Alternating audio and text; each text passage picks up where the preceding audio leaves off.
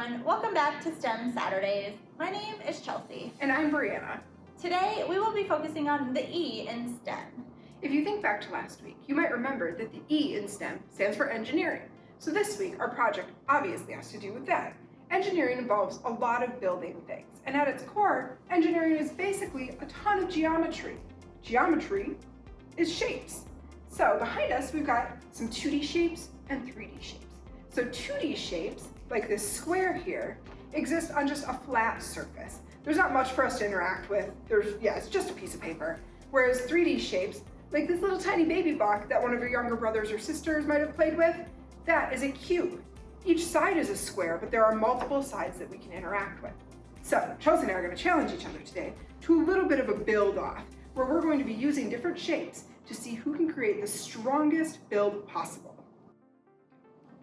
The first structure we will be building today is a tower. We will be challenged to see who can build the tallest tower in 5 minutes. Breanna, what supplies will we be using? So we've got some mini marshmallows. It's really tempting to eat these, but they're actually going to be little connectors for our tower beams, which are toothpicks. Additionally, we have rulers and this little measuring tape here to see how tall our tower will be. However, the height of the tower is not the end-all be-all of the tower construction. We have 3 tests that we are going to do to test our tower. We've got the wind speed test. It gets pretty windy in Oklahoma, so we're going to see how well our tower stands up to wind. We've got the earthquake test, or as Chelsea likes to call it, stable on the table. We want our structures to be stable and not move. And finally, we've got the test that I keep referring to as the Cannonball Test. We've got a helper who's going to launch some ping pong balls at our towers, and we'll see how well they hold up to that. So we're going to give ourselves 5 minutes. I'm going to start the timer on my cell phone. Are you ready? Yes, I think so. All right, here we go. 5 minutes and go. All right. Let's see here. So these marshmallows are a little bit stale, and that's actually how we want them. Yes. So we left the bag open for like a day or two before this challenge, and that allows the marshmallows to get a little harder, so they're easier to work with. And still edible, my favorite part. I wouldn't eat them. I did, it's fine. So I'm starting with a basic shape of a square, and then I'm going to build my square into a cube. And I am doing triangles. I once heard somewhere that triangles are the strongest shape, that they distribute weight a little better, so we're gonna see how these triangles hold up as a tower. I think cubes are stronger than triangles. They do have more sides, which would kind of make you think that they might be stronger. We will find out. Some of my toothpicks are broken, and I'm worried that will affect my structure's integrity. So right now we are engineering a tall tower. Engineers like to know why and how things are made. They look for problems to solve. They will design, build, and test things to find the best result for their problem. And we don't really have a problem we're looking to solve at this point. We are just trying to build a really awesome tower. But at the end, we might see that our towers have some problems that we would engineer to fix. Our problem could be build something that withstands an earthquake or high wind. And what I really like about engineering is there are so many kinds of engineers. What? Do you know any? Kind of struggle with this a little bit. I think that there are software engineers for computers. There are engineers who design like the roads and bridges we were on. I guess, would they be mechanical engineers? I think those are civil engineers, roads and bridges. Okay. And then mechanical would be more like cars. Like I believe that makes sense. Henry Ford was a mechanical engineer. You may have heard of him. I don't like the way my tower is turning out. It's looking very good. Okay, so who's the tallest tower right now? We have to move fast. 5 minutes goes faster than you would think. This is like taking on a very straight. All right, we have. Is my timer? Okay, we have 2 minutes and 25 seconds left right now. And I love this challenge. It's good for pretty much all ages, young and old. The toothpicks are a little bit pokey, So you might not want to obviously do this challenge with like a little babies or baby. toddlers, no. But if they're supervised and you think it's okay, it would be totally cool. Lots of fun. Let's see here. Oof. I don't know what's happening here. I had a pyramid shape in mind and now it's turning into something quite different. Ooh. And this also allows kids to be creative, and it also works their fine motor skills. When they use their little fingers to pinch the marshmallows and put them on the toothpick, they're utilizing their fine motor skills. Some of us adults need to work on that too. Yes. So, Okay. I've got like, I don't know, this is a strange shape that is happening right now.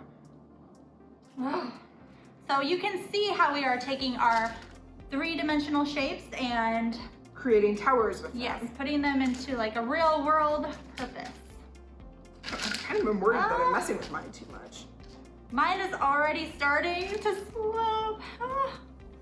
It's not. Let's see here. I think maybe one more marshmallow over here. I'm gonna just keep going with this idea, even he looks a though little worried he's gonna fall.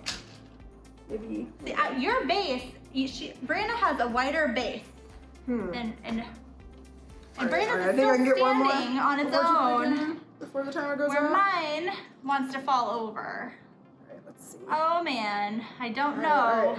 Alright, I'm gonna call it on mine. I don't know how many seconds are left on the timer. We but have 40 seconds. 40 seconds. I am worried if I add any more to my tower, he might fall Okay. right over. Let's see. Maybe one. I'm struggling one here. piece here. And another piece over here. Oh gosh. After a while, you start trying to put too many toothpicks into one small marshmallow. My base is not big enough to support all of this. So you can see when we have engineers who build tall structures and tall buildings, some of the problems they might come into by just trying to build a small structure with marshmallows and toothpicks. This is strange. He's very sloped. A little top heavy, I think. Okay. All right. But Here he it is. looks, okay, 5 minutes. We gotta stop. Okay. All right, so here we are. Our first thing is we're just gonna test and see how tall our towers are. So I've got this ruler here with inches on top. Oh, All right, it's a little difficult to get in there. no. Oh, I'm holding the ruler upside down. It would be helpful if I held it right. I'm measuring from the top of my toothpick. All right, fine. All right, mine is just about 8 inches exactly. Mine is 8 inches too. Oh, Okay, no. well, it looks like already one tower might be more stable than the other. We'll let Chelsee pick her tower back up. Yes, it's only fair. I don't know. And also, I'm gonna double check her measurements because I have some doubts. What? I have some doubts. What? Look at this tower. It's collapsing. The tallest from the toothpick. It's 8. Okay, well, take your hand away. It's gotta stand straight It's, up. all right, it's 8. 8 and falling over again. Oh. All right, so our first test is going to be stable on the table. Earthquake challenge. All right, Chelsee, please shake my the favorite. table. Oh, hold on. I'm not quite ready for this yet. Okay. Ready? All right, yeah, yes. Just a gentle earthquake. I think a stronger earthquake. No. Just a little stronger. Mine's already wobbling. No. All right, so I think we can see that mine has withstood the earthquake. Yes. Is it withstood? Withstand? Withstood. Withstood. The earthquake test. All right. So now, our high winds. Hopefully no one was in this tower during that earthquake. All right, we've got this big old box fan. Okay. Set to its highest setting. Oh, yes! All right, Oh my all right, gosh. test mine. No, it took no time at all. Okay, well, clearly All right. we failed at that test. And then finally, we've got our cannonball test. Okay. Whoa, cannonballs. Okay, well. Oh, no. The cannonballs are missing mine. Oh. All right, so none of them withstood the cannonball test or the high wind speed test. So, I think Did they're- yours Yeah, stood up mine- for the for earthquake. the earthquake, it stood up. So she is up one on By me? one point. All right, so I guess as engineers, we need to problem solve why our towers didn't withstand some of these tests. So if we look, my tower is a little lopsided. It's totally slanting off this way. Already, it's prone to leaning that direction. When we blew high-speed winds at it, it just fell right over. So I wonder if you would have built more up. Right, instead of over. Even the weight would have been distributed evenly on each side if we would have had a different outcome. Right. As an engineer, I can see that the very base of this is too small to support a very tall tower. For me to go straight up would have made it very wobbly, so I built out to the side, and I should have had a larger base to support that. You know what yours reminds me of? The pyramids, the ancient pyramids. Wow. A very interesting and unique take on the ancient But pyramids. how they are built, they have a wide base, very wide, and then it gets to a point at the top. It grows smaller. That's kind of what happened like here, just a yours. little bit. But the pyramids are more, the weight is evenly distributed. Yes. Which brings us to another point in building our tower. So I chose mostly to go with triangle shapes, which you can see on the bottom of my tower. If you look on the sides where it collapsed on itself, it's less triangles and more four-sided shapes like rectangles or squares. So triangles distribute weight better. The way that they are configured is just more conducive to supporting weight than like a square, which is gonna collapse on itself. So if you look at Chelsea's, it's kind of like folding in on itself. All those four sides just kind of collapse.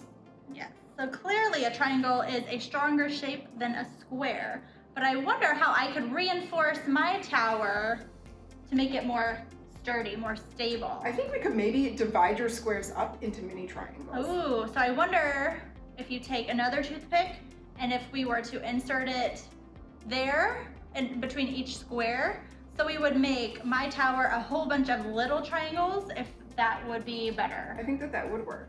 And we don't have enough time for that, but that might be something you try at home and see how it works. And you guys, when you're driving around the city, you might actually look at buildings around here in Oklahoma. They've been built to withstand things like high-speed winds. So if you look at like Devon Tower, which is right by the library, its shape is not a perfect square. It kind of tapers up, and it has a little bit more of a triangular structure to parts of it. Other buildings might be rounded, or they might have multiple sides. All of that is to withstand like wind and to just be really stable structures. So engineering is all around us. Thanks for watching. If you enjoyed our experiment today, we've got some really cool books for you to try out, like Rosie Revere, Engineer, Or Secret Engineer, How Emily Roebling Built the Brooklyn Bridge. There are also other great books that you can find online at metrolibrary.org. If you really enjoy building with toothpicks and marshmallows and you want to experiment some more with that, there are a few other options for you to try at home. Here we have a toothpick and marshmallow bridge that you could test with pennies and a small solo cup. You could also build constellations out of marshmallows and toothpicks, or try and build your own house out of marshmallows and toothpicks to a much smaller scale.